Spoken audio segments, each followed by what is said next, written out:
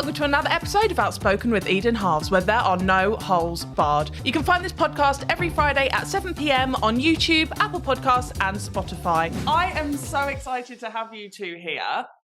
And I've gone Australian because I'm fangirling right now. So if these people watching don't know who you are, they've been living under a fucking rock. But introduce yourselves. Ladies first. I'm Evelyn, and I signed up on an experiment to marry a stranger, but I was not matched with Duncan. I was matched with someone else, but then we found each other after the experiment / show. So that's how I would introduce myself if someone didn't watch Married at First Sight. Yeah, my name's Duncan.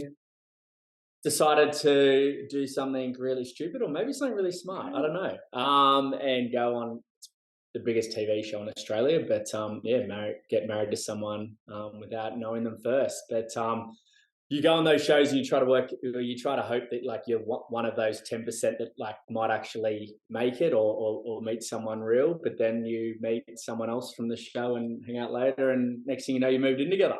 Oh, we will get into all of this. Now, let's take it right back to the beginning. So, Evelyn, you've been on TV before. You were on Big Brother, weren't you? I was. My little wee self, when I was 18, I lived in the UK for 6 years. Really? So do you know the Box in London?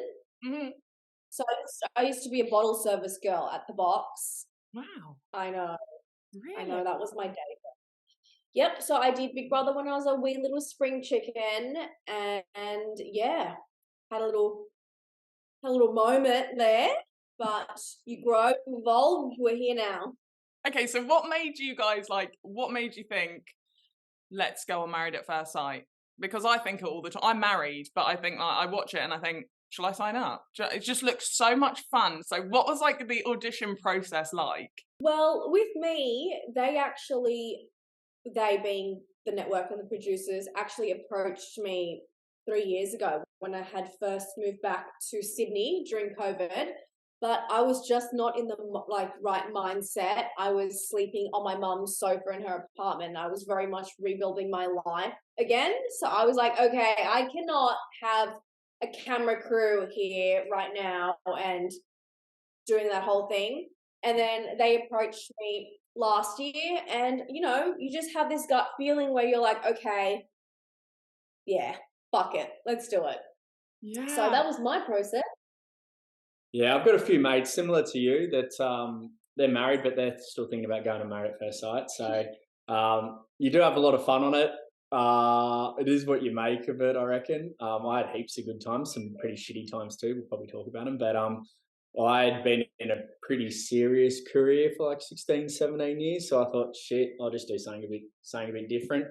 And I also thought that a lot of people that have been on the show over the last 10 years or something I thought there's some pretty idiotic people on there. And so I thought that I'd be able to like navigate my way through it a little bit better than some of the others. So I just thought, why not? So I was at my sister's 40th, and her friend works for the network and said, why don't you go and apply for it? So I was like, started applying, and then, one thing led to another and was on the show.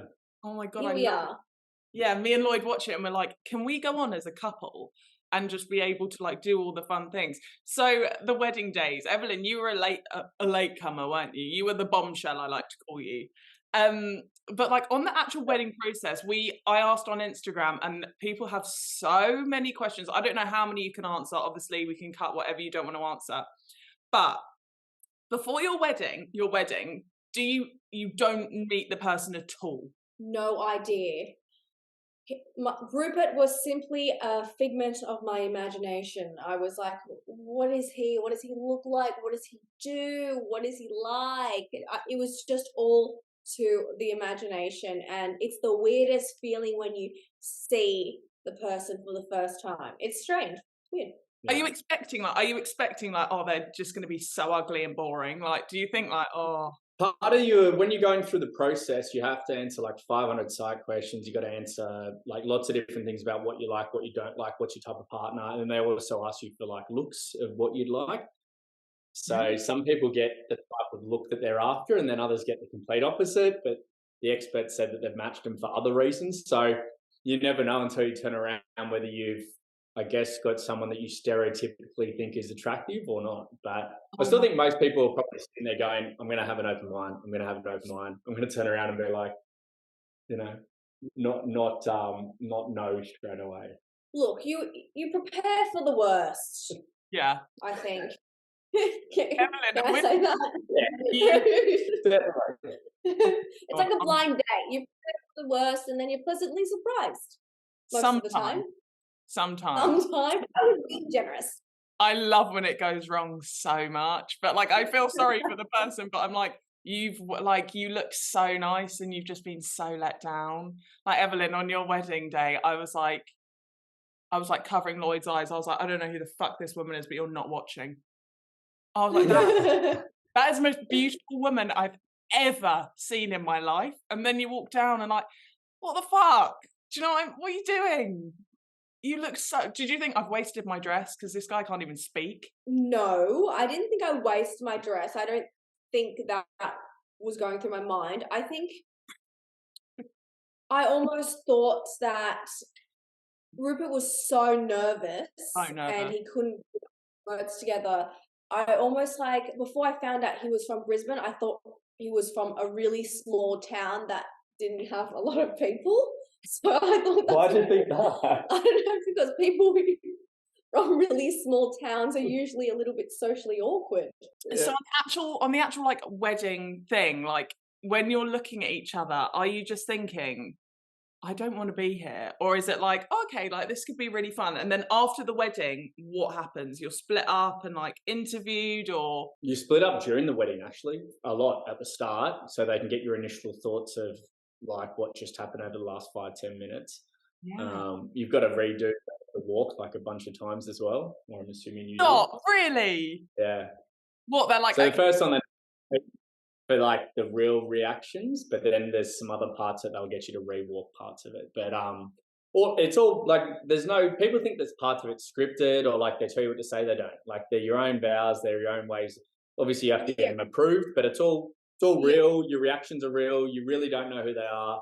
And then as soon as that's all happening, like 5-10 minutes, they like take you away and you're like bombarded in front of the camera, getting asked about like what your initial thoughts are. Did that person, do they look what you're hoping for? It's a lot.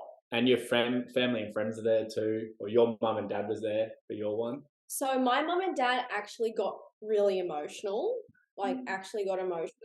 because it's actually quite funny.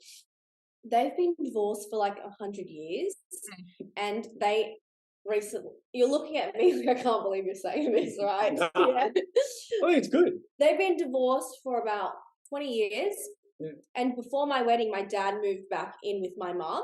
Yeah. And I think my Married at First Sight wedding was the first get-together publicly that they'd kind of come out. So I think it was just a lot of emotions for my parents seeing me in a wedding dress walking down the aisle. It was really cute. So MAFSA is bringing your parents together. Married at First Sight actually brought my parents back together.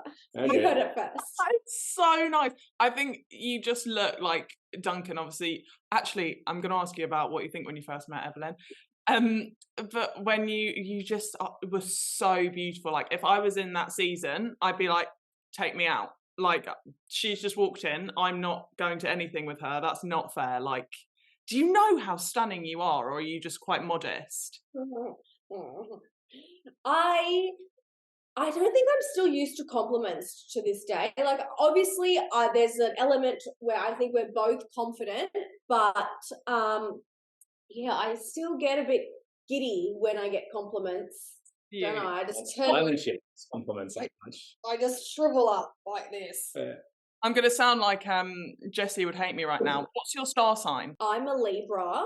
Yeah. And Duncan is on the cusp of Sagittarius and Capricorn. You're on the cusp. That's why you don't like compliments, Evelyn. You like to give them more than receive them. You're a giver. Yes. Very much so. Through food as well. I love to like cook, and like that's like my love. Like, eats, I love you. This is how I show my love. But if it's sitting down and looking into my eyes and telling me how beautiful and amazing I am, I'm just like, oh. So what's your love language? Like, what's the love language that you want to give? Acts of service, if you like cooking and nurturing. I would say I'm very much a nurturing person. I love to cook, but I think me and Duncan discussed this. What are you giggling about? Her love language is all 5 love languages. she doesn't have. She wants physical touch, Important. what is it? Quality time. Important. Acts of service. Important. What's the present one? Gifts. Important. Yeah, I can't remember everything. Anyway, they're all. It's like, yeah, I'll have all 5 things. Oh, do you know what? Why the fuck not? So a big question that you touched on, Duncan, is it scripted? Is there any parts that are, I don't know if you're more guided or it's like, say this? Or look, it's not scripted, and I wouldn't say guided, but I'd say that the environment gets you into like a place where you'd probably maybe say things that you wouldn't naturally say, or things that like it, because it's so amplified, a tiny little thing can make you quite emotional. And then if that's happened, the producer's like, well, okay, let's like dive into those emotions. Let's talk about them further. And you're like, God, how many guys have people saying that to them when they're like in the heat of the moment? You don't call your mates up or if your mates are around and they're like, okay, hold that thought, Duncan. Let's get deeper into why you're thinking that. Let's get those raw emotions out, right? So I reckon the producers obviously need to see some of that on TV. So I don't think it's like scripted, but there's definitely some encouragement to bring it out. Yeah, for sure. So from the get-go, both of you, from going in, who was your like best friend? Like who would you like want to be with all the time? What do you mean? People on the show? Yeah, out of the cast, who were your like, yeah, okay, I'm going to them? I like a lot of mine. I got along with Rupert really well and still do to today. Got along with Jesse pretty well. Got along with Adam at the start. He obviously is a bit of a naughty boy and kissed Claire. And then do you know what? How the fuck did that happen? Because I'm sure that whenever I watch it, it's like we can't spend time with other people. We have to spend time with each other all the time. And then suddenly you're like, what have I missed? Because you've all been on a night out without me. And yesterday you're all fine having cups of tea, and now you've had a night out without me knowing. How does that come about? And how do you all have each other's numbers like to do all of this? Yeah. So you get your mobile. You have Ev wasn't in the show at this point, but you meet a few of the guys. You don't ever have your mobile phone on you when you're like filming, but you still sort of get each other's details, or you find each other on like people have burner or Finsters, burn Instagrams, and then you sort of connect on there, catch up outside. As soon as like the filming's finished for the day, you can go out and go to the gym, we can go to the shops or whatever. So I went and met Adam that night, had a beer, and then some of the girls or people from the cast were texting Adam, and he said, let's go meet him. I said, I don't know, I just feel like it's gonna be bad news. He's like, we'll go for one beer. I was like, all right, we'll go for one. Next minute, people are kissing people they shouldn't be kissing. So that is so naughty. But yeah. I feel like this is from a viewer's perspective. I wasn't in it, but when that all happened, Claire and that kind of situation, she got so much shit, but it felt like a lot of people forgot at the beginning how Jesse was speaking to her and treating her and like dumbing her down a lot. I feel like that kind of got like forgotten, and it was like he's the victim now and she's like obviously she did something naughty. What did you guys think about it? Because obviously like you're friends with Jesse, were you just like stuck in the middle of situations? I think in the heat of the moment it's hard for people to take accountability of things. Like especially when there's cameras on, people very much like to stick to their guns and be like, no, that didn't happen. But what I liked about Claire is she put her hands up and she was like, yeah, look guys, I fucked up. And maybe this is biased because I am Claire's friend, but in my point of view, I genuinely saw someone who gave a fuck and tried. And that's all really can do in life. Like cameras or no cameras, you fuck up, you take accountability and you move on. Yeah. So for me, it was hats off to Claire. Yeah, me too. And I felt like she was quite she's got such a spirit about her. I felt like it was kind of dumbed down in the beginning. It was like, oh, star signs are an ick, don't give me a crystal. And that's who she was. So that's often how you find in real life as well, like when a woman will stray is when they're not feeling validated and when they're being like so like hounded like that constantly.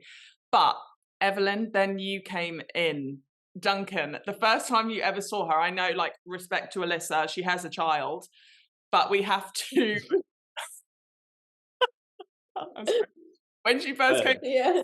respect to her, what was your first, like, initial reaction? Yeah, look, emotionally closed off for sure. So you're in such a freaking pressure cooker of a situation. There's so much shit going on that I was just like, I didn't even think about any other cast members. Like, legitimately, it sounds a bit lanky, but like that's actually the truth. No, that's There's so many things going on in like all these, like, whether they're tests or like communication things you got to do, or I don't know, you got to. You're focused. Yeah, you've got to like talk about your, what is it when you've got to give your big like Confession. Yeah, confession week. There's just always something going on. There's a lot of stuff that wasn't filmed that I won't talk about. That's that Alyssa was dealing with that took up a lot of my focus and priority as well outside of the show. So yeah, just I didn't even sort of think like that at all. It was it's just weird how, I don't know, how you go on the show and then like even like months later we hadn't even really spoken, and then Ev had her viewing party and invited a bunch of the boys from our season to come along and some of the girls. Yes. Yeah, not just some of the boys. Yeah, and then I just thought, oh, I don't know, maybe there's a bit of a friendship here. I'm not sure, and it just sort of went from there. Oh my God, I'm going to get onto that. But I want to know about dinner parties and commitment ceremonies. So these dinner parties, I've heard like other cast members say that they can go on for hours. Like, is this true? Yeah. So food-wise, my main concern is eating. Careful. When you go in there, like, because I like see glimpses of steak, but it's not enough for me. So I need to know, like, do you choose your food, or is it just random? Or do you get to actually eat? Because I'd have such indigestion at that table, like being shouted at and you're trying to fucking eat. What is it like? Like, With someone screaming at your head and like telling you're a horrible human, it's a bit hard to chow down on the steak. But normally go for chicken, a bit easy to digest. But it's normally literally like chicken, beef, a salad, some potato. Look, it's prop food. Yeah, It's edible, but yeah, it's all right. The know. wine wasn't that good. Honestly, you're sat there for so long, you'd eat anything and you'd drink anything. Like, your standards of what you usually would eat and drink just goes out the window, and it's like survival mode almost. It's like, just give me whatever. I'm starving. I think the biggest survival is you're in the waiting room before you go into the dinner party, and they sort of and so you're in the tents, but then you go into the pre-drinks before the dinner party, which is on camera, and they bring the different couples in at different times, or if you've had a fight, you're separated and you've got to come in at different times. And at that point, you can get as much alcohol as. My plan was always to get as many rosés down the hatch as I could before I got to the dinner party. Because at the dinner party, they'd let you have a few wines, and then they'd cut the wine off because they wouldn't want. You can't slur on national telly in Australia. There were a few people though that it got to them, wasn't there? There's a few. There's some girls. Yeah, they cut them off. Yeah, I'd be like, "Can I get another red, please?" Because you'd have your mic here, and they'd be like, "Duncan, no, you can't fucking have another red." So, they're rosés before the dinner party. They like walk in, that was so stunning, don't they? And then by the end of the dinner time, like they've got like, they're just like, I want to talk to you.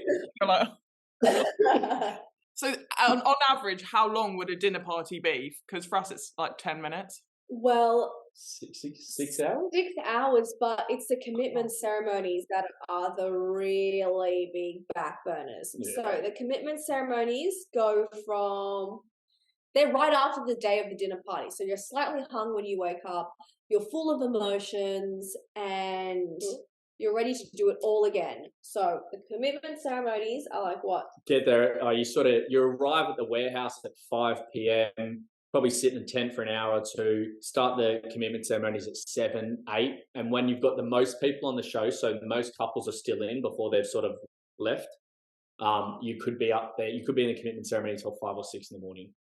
So you got the sun's out coming up as you're still sitting there, and you just got to sit in the chair just waiting for your turn. You're falling asleep. It's like this. I remember my first time. Do you remember how much I was sweating in that pink dress? I'm not sure if you recall. No, you looked My first ceremony, I was wearing this gorgeous pink dress, but it was that material where if you sweat a little bit, it shows a lot of it. Yeah. So there was memes in Australia being made about it. I had sweat patches down to my hips. I was so nervous. I was like, oh my God, I'm actually doing this. Like, that was the pinnacle moment for me when I sat down. That was one of your first, wasn't it? It was my first. Yeah, my armpits would tell you that.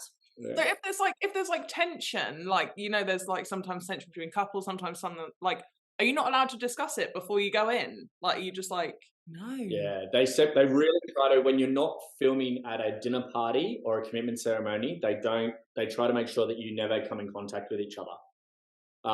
So that you can't sort anything out off camera.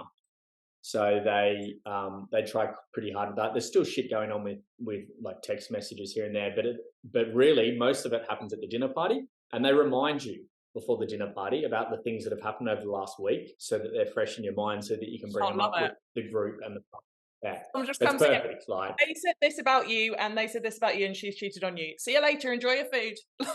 Like, yeah. It's really, it's a bit like It's a bit like that, wasn't it? Yeah. so But you become really good at production. Yeah, at these things, like tension-wise, like, do you feel really awkward? Evelyn, I don't feel like you feel awkward. I feel like you hold yourself with a lot of grace and you deal with situations. I think you were a good advocate for women in that, because you went in just like boss bitch. You were a latecomer as well, so a lot of people get a lot of like, just take it, Libra. A lot of people come in like latecomers and they're a bit like nice to everyone. You just came and you're like, right, what the fuck's happened? Let me sort this out. Let me fucking get my hair looking stunning. We're not like, and you just like, I felt like the second I saw your kind of personality come out, that's when I sort of thought Rupert is really not for her, because like now looking at you two, Duncan's quite confident in himself, quite like aware, but also will let you be like a boss bitch and happy for you. Whereas I feel like sometimes in those situations where you'd speak up for yourself or you'd speak up for someone else, Rupert was quite timid and quite like, not embarrassed, but like wouldn't normally be confrontational. So what was the first like instance where like you had to be confrontational when you came in? I think, God forbid, I hate saying these words, but the butt dial was probably the first time I really would have to put a line in the sand. But it's interesting as a viewer, you guys are so intelligent and you guys can see so much of someone's personality trait and so much that's actually going on, sometimes more than what we can see because we're inside the bubble, right? Me and Rupert, we did get along. Obviously, it was hard at the start, but I think most of our disagreements were because I would want to speak up a lot of the times. Otherwise, Rupert is more chilled, laid back, and he would avoid confrontation like the plague. Sometimes even if it's for the better good. But yeah, that's definitely where Rupert and I definitely clashed heads. But besides that, we had fun. The butt dial, like, I agree there was a butt dial. Do you? Yes. It's so funny because after the show, there's been so many butt dials between the cast. Yeah. Like, just silly butt dials. But obviously at the time, it was hard to believe. But yeah, I think it was pretty obvious, and I've said this 1,000 times. Yes, there was a butt dial. Did I hear a majority of the things? Maybe, maybe not. Did Rupert tell me something? Yes. Was it for the greater good? Yeah, I think it was. But my husband calls me by accident, maybe once a day. And when he's out as well, I hang up. I don't want to know, but like, if I was in that situation, like, it's so common. Right. When people were arguing that, I was like, why the fuck are you arguing that? And the main man and the advocate for the no butt dial, Harrison, was he, when you watched it back, or if you've watched it back, the characters in reality TV, there's villains and there's heroes and everything, like, when you watch it back, was he really as bad as we saw? Because what the fuck? He's worse. I'm kidding. You say whatever you want to say. I think, look, let's give him a compliment and let's dive into it. So my compliment with Harrison is that what you see is what you get. Do you know what I mean? Like, he would say it to your face. if he's feeling a type of way, you might not agree with it most of the time, but yeah, that is Harrison. What I would say is his lack of accountability is probably something he lacks on and probably really needs to work on. But one thing I will say about him is his humor when he's trying to wind people up is very, very entertaining. Like when someone's like the villain and they just accept it and they just sit there just winding everyone up at the dinner party, he's like, it's such good TV. Like it's really interesting to watch. But I was just so like blindsided how his wife just was very aware, and then the next day very not aware. So I don't know if anything was like cut in edits. I know a lot gets cut in it, doesn't it? But like it was like one day they're like a team, then the next day she's like no, and then the next day she's back. Like for you girls, like being a support system, like that is frustrating as fuck, isn't it, in those situations? Oh, look, it was as confusing to all of us as it was to the audience. I think it got to the point where it kind of became background noise and we just went along our time. But can we share the Lewis Capaldi info? I feel like that would be great. Yeah. Okay. So Lewis Capaldi, great man, a couple of great songs. He DM'd Harrison like a couple of weeks ago. Harrison wrote back. I think he told Harrison to fuck off or something. And then he just sent Harrison a picture, which is a full blown up version of Harrison that Lewis and his mates have at a box party. And I don't know what they're doing with it, or if they're throwing darts at Harrison, or if it's like, it's Harrison in his stripper days too. So he's just in a pair of undies. So I DM'd Lewis and I was like, mate, love your work. And he wrote back, yeah, something smart ass about Harrison. So he's a fan of the show. Love it. But wait, Harrison was like that, right? Lewis Capaldi. Yep, the Lewis Capaldi. Capaldi? Yeah. You guys were saying Lewis Capaldi. I was like, is that an Australian singer? But you mean Lewis Capaldi? Soul singer, yes. Yeah, Capaldi's the boat using on the show. Yeah, he's great. But like, I'm thinking of, we have office works here, which is where people go to like print stuff off. I'm just imagining Lewis like at the printing out shop, printing out a massive like life-size picture of Harrison. Yeah. And like, it just makes me giggle. Love it.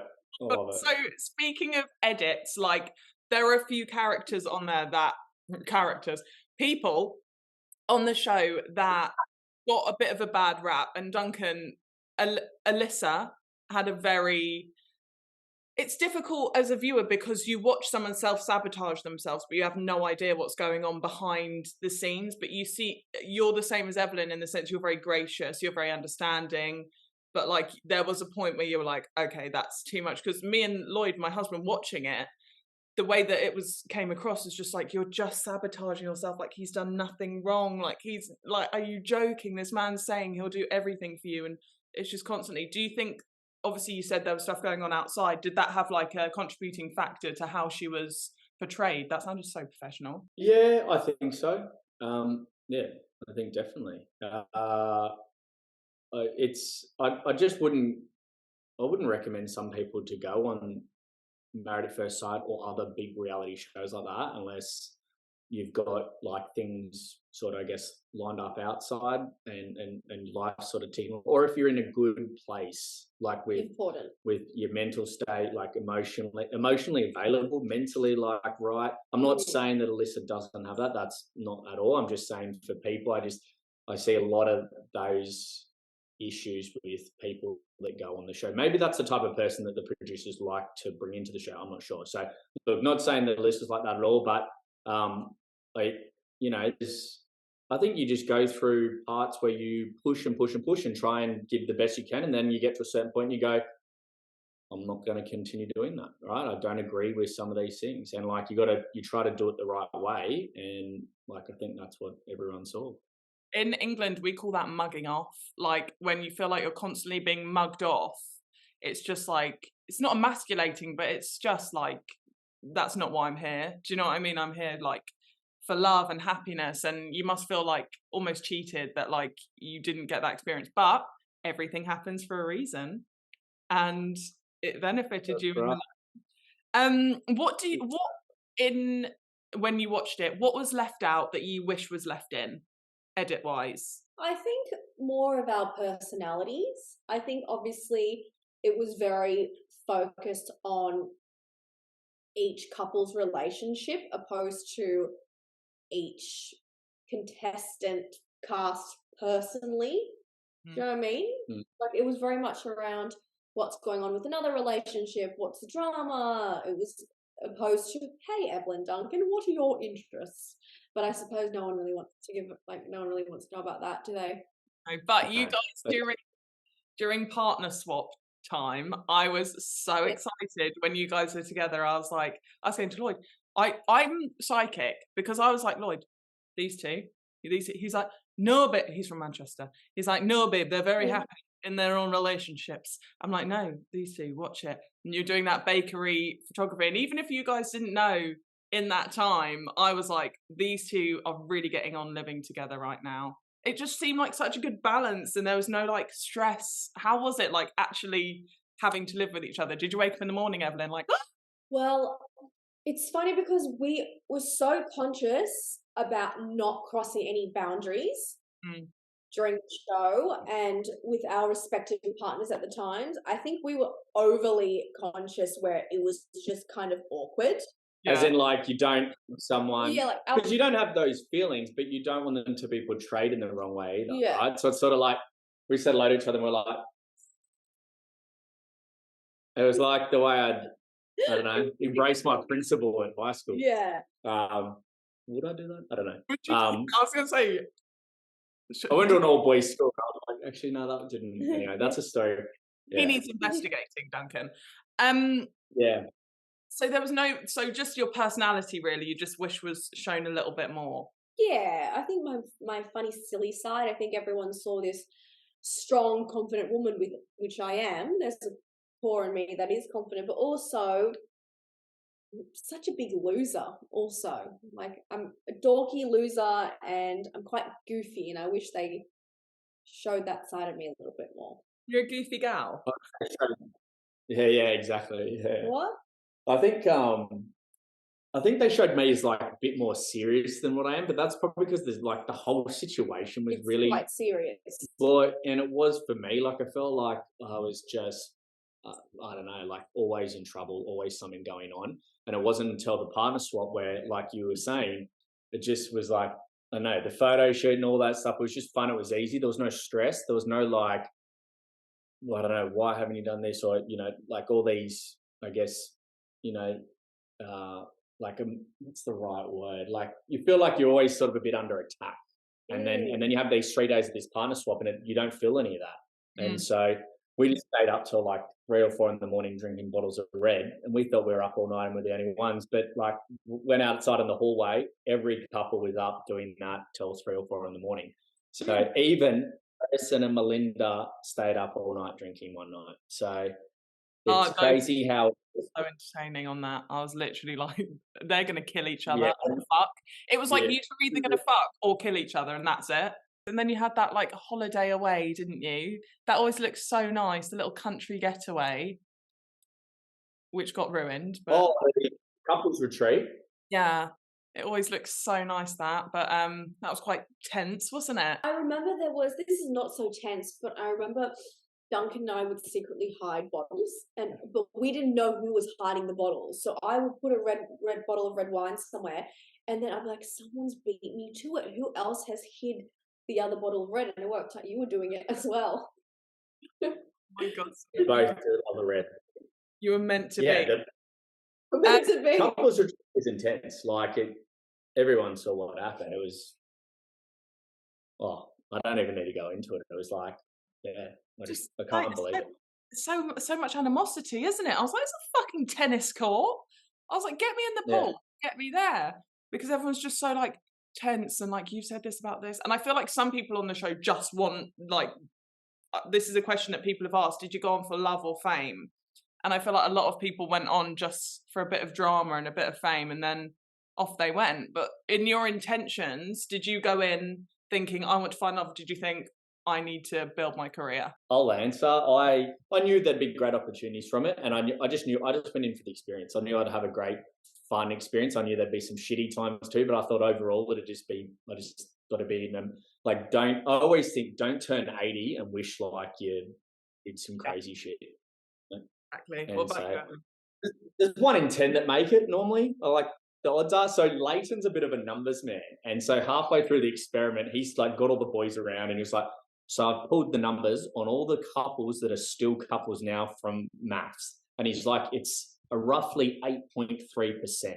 So he's like, so look around, and he's like, so at least one of us is probably going to be the real deal. And that's how he thought about it. I sort of had thoughts like that as well. I was like, oh, 1 in 10 couples make it. You know what's really weird? What? Before I went on Married at First Sight, I knew I was going to meet my person either on the show or straight after the show. I just had that gut instinct in me, and I don't know, something told me that, and I just knew it was going to happen. Oh So- my Was it a lady? I'm still waiting to meet the person, but You've got time. Not yet. You've got time. That's like me too. I was completely celibate for 2 years, no kissing, no talking, just focusing on my career. And I was like, because I've been so fucked over, I was like, I will find someone. And then I went to a movie premiere, and the guy interviewing me is now my husband. So I focused on my career, and it all came together, which was really. It always comes when you're not looking, Yeah. right? Like, because your walls are down, you're probably open to like a friendship instead of like having this back of your thought, like of trying to meet someone. Like, people always say that. So we're getting to the very end of the show now. Final vows. Duncan, you were brutal, and I absolutely loved it. How you guys are like? How it's called Outspoken, this podcast, and we have to be outspoken. So Yeah. how was that situation? Because for me, I was cringing behind my fucking pillow, but I loved it at the same time because it was all of us watching. Just thought, thank you, like finally. Do you know what I mean? Yeah. I thought about the words I was going to use a lot. You get locked away for 2-3 days before you do your final vows, where you don't talk to your partner, you don't talk to anyone really. You might be with a producer. I had no Wi-Fi, and I was in a house in the Blue Mountains, which is like 2.5-hour drive from Sydney. Like, it is isolating, and I think that's on purpose that they isolate you. So think about your words a lot, and I was like, no, I'm going to be like real. I'm not going to sugarcoat it. I could have even been probably harsher, but I chose softer words, but I still wanted to be like, no, I'm just going to say it exactly how it is. Yeah. Because I was like, it's not, there's a lot of, Harrison got a lot of shit on the show for some of his behavior, and I'm not always sure that it goes like the same way for everyone on the show. And I just thought like the realness, for me to be real, was to be like, hey, I'm just going to say it exactly how it is, instead of being like soft about it and then doing it like, worrying about it weeks down the track. Yeah. But yeah, it still feels weird to say that to someone's face with cameras all around. Like, I didn't want to, hurt her any more than what she was probably hurting at the same time. But you want to be like true to yourself. Yeah, I feel like there was a lot of powerful final vows in this season, wasn't there? There was Lyndall, who I was like, go on, Queen. She has a fucking heart of gold, and I obviously don't know your friendships, but I was just watching, and I was like, they were so happy in the beginning, and then it was just like, oh, you're an arsehole. Do you know what I mean? Like, it's like, oh, really?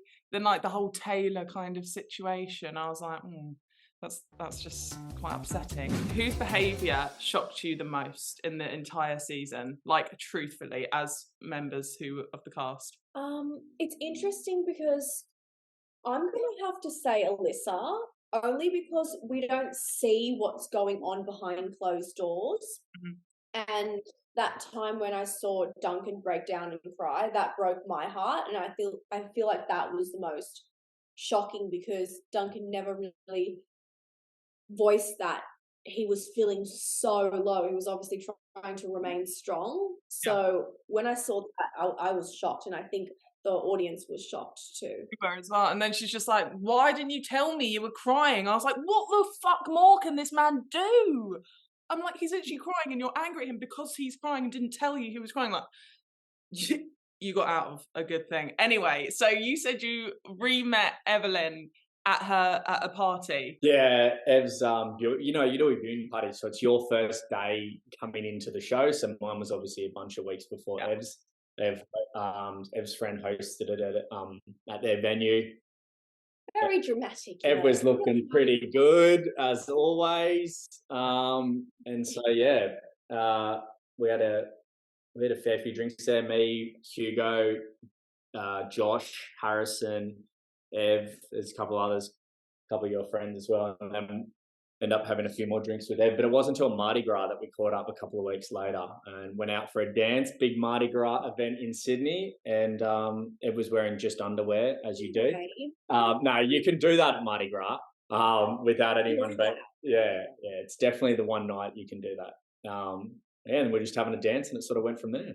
It's weird because I feel like we were so focused on the situation we were in our relationships, but once we let go of that, it's like our energy, like you could feel a different energy within us. You know what I mean? And it was right in front of you the whole time, and you're all just like doing something else, and he's right there. Yeah. Ev didn't even know if she liked me at the start anyway, so probably just had to work that a little bit. But all good things happen. Yeah. What is the saying? I don't know. All good things happen to those who wait. Yeah, there you go. Or all good things come to an end. So let's fingers crossed that doesn't happen. But I was the same with my husband. I was like, when we first like properly started like talking, he was really into me, and I remember going to him, I like you, but you need to calm down. I was like, I don't know if I'm going to be fully in this, so you need to calm down. And then he just broke down my walls, and I could just be myself. Yes. I think I explained my heart to Duncan. I cannot believe I'm sharing this, but I think I explained my heart to Duncan as I see my heart as a key in this big old castle locked up. You said you had a key to your heart, and inside. So you had a key to a chest, and inside the chest was your heart, and the chest was buried in the bottom of a dungeon in the back of a castle that had a really big moat around it. I was like, okay. And then he like fought his way and climbed up to the top, and he broke that chest, and he got that key, and here we are now. I told Lloyd that I was an ice queen. You were an ice queen. I was like, I'm an ice queen. Like, just imagine me. I'm completely frozen right now, and every day you melt me a bit more. And now, like, I'm just like, that's a good one. Yeah, that's a good one. So you guys have just started living together. Yes, we have. It's the best, isn't it? Or like, are you having like, oh my god, you don't clean as much as I thought you did? Because I'm the one that doesn't clean as much as he thought I would. But Duncan already knew that. I did. I already knew that. Minds. I always say to Lloyd, I'm a creative mind. I can't make these thousands if I'm cleaning.